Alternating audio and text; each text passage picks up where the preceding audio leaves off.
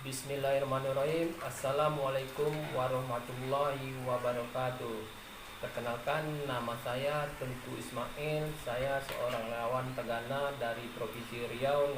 Niat saya 05060187. Saat ini saya mau berbagi pengalaman dan sharing-sharing kepada rekan-rekan semuanya dalam menghadapi bencana. Pertama, tips antisipasi bencana banjir. Menurut pengalaman saya, ketika ada banjir ataupun sebelum ada banjir, kita harus sosialisasi. Contohnya mengenai perkiraan cuaca. Ya, mungkin 2-3 hari lagi akan banjir, mungkin kita bisa infokan kepada masyarakat tempatan akan terjadi curah hujan yang sangat banyak. Kedua, itu pembersihan lingkungan, baik membersihkan saluran air maupun parit-parit kecil di sekitar rumah.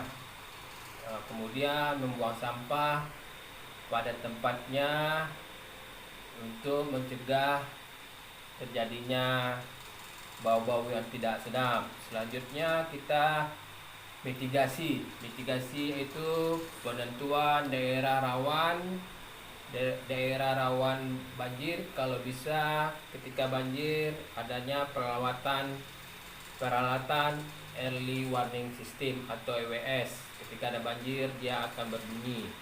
Itu peralatan evakuasi, contohnya kita sediakan tali, senter dan lain-lain. Selanjutnya kesiapsiagaan, yaitu mungkin kita mempunyai HT dan radio informasi begitu. Selanjutnya upayakan kita menampung air bersih sebanyak-banyaknya untuk menghindari minimnya air bersih ketika terjadinya banjir. Selanjutnya saat terjadinya banjir, biasanya ketika ada banjir itu kita persiapan mengungsi sedini mungkin ya, buat anak-anak, lansia serta perempuan. Kedua, itu evakuasi warga ke tempat yang lebih tinggi disesuaikan dengan karakter dan demografi daerah. Mungkin biasanya ada perumahan yang daerah yang lebih rendah, kita bisa lari ke daerah yang lebih tinggi. Selanjutnya amankan barang berharga dan dokumen penting ya, mungkin ijazah, surat-surat menyurat yang lainnya. Selanjutnya matikan peralatan listrik. Ini yang sangat penting, sumber listrik guna antisipasi kebakaran. Efek pemadam listrik biasanya berpotensi pencurian ya, kita harus hati-hati juga ketika ada mati listrik, kita kunci semua rumah kita jika kita tinggalkan. Selanjutnya hindari berjalan di dekat saluran air untuk menghindari terseret arus banjir ya. Ini mungkin kalau kita dewasa bisa antisipasi, mungkin buat anak-anak ya kita harus bimbing ketika mereka berada dekat saluran air ini. Selanjutnya itu yang penting komunikasi dan informasi baik yang dari hulu maupun warga sekitarnya ya. Mungkin kita personal mempunyai HT atau gimana lebih bagus. Selanjutnya keamanan. Efek curah hujan sangat deras ataupun aliran air yang banyak dapat menimbulkan tanah longsor ya, kita harus waspada ya, sangat hati-hati. Kita informasikan kepada warga yang terkena musibah banjir. Selanjutnya waspada hewan berbisa ataupun reptil lainnya yang biasa hanyut karena terbawa arus ya. Ini sangat hati-hati sekali kita. Selanjutnya sesudah banjir, yang pasti kita melakukan asesmen data korban, itu baik yang balita, yang sudah kawin ataupun lansia.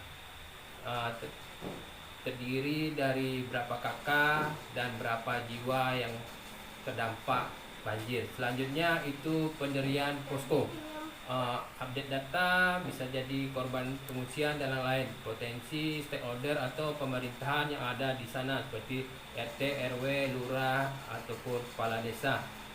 Selanjutnya jalur keluar masuk bantuan, pendirian dapur umum, waspada bahan-bahan yang setelah expired tidak bisa dimakan.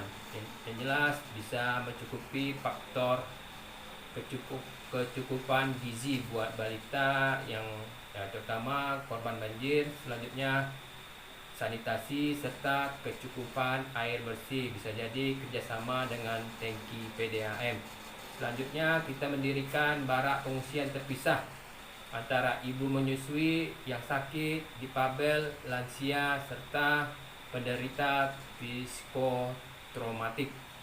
Selanjutnya meningkatkan keamanan swadaya masyarakat, ya, dari masyarakat untuk masyarakat, bisa jadi pos kamling yang ada situ, ya, aparat seperti RT, RW atau kepolisiannya. Selanjutnya tetap waspada sama hewan yang berbisa. Selanjutnya ketika setelah ada banjir, kita itu pembersihan tempat tinggal, lingkungan dari sampah yang bisa menyumbat drainase dan sampah-sampah yang bisa mengakibatkan pandemi. Yang jelas ketika kita selalu gunakan obat antiseptik. Selanjutnya pembenahan infrastruktur sementara dan peralatan pendukung seperti water pump, selang, sekop, pacul, ember, dan lain-lain. Dan terakhir, tetap kita menggunakan air bersih guna menghindari diare. Demikian pengalaman dan sharing-sharing saya. Semoga bermanfaat bagi kita semua. Wassalamualaikum warahmatullahi wabarakatuh.